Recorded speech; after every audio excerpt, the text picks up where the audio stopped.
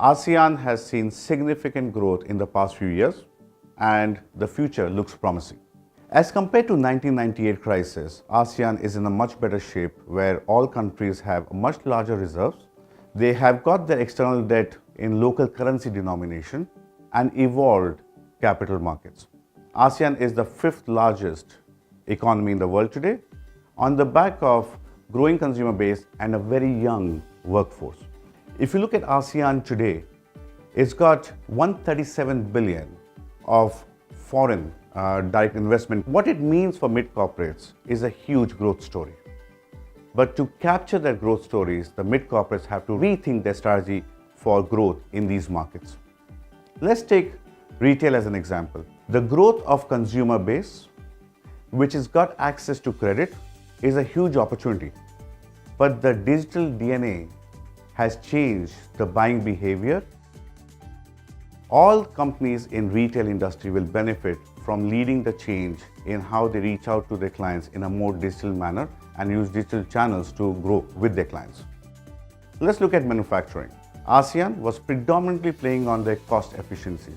It's time to transform that into a technology-led innovation, because that's the way they will participate in the global value chains and also grow across industries, whether it is automotive or medical devices. Finally, infrastructure.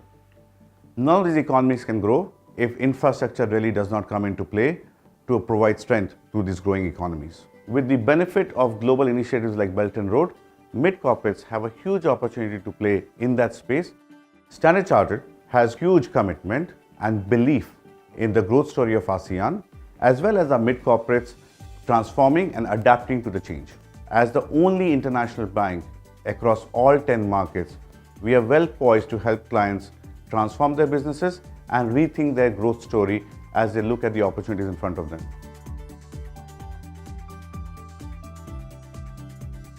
To benefit from the opportunity that ASEAN offers, mid-corporates will have to really trigger a very different source of thinking in the way they organize their businesses.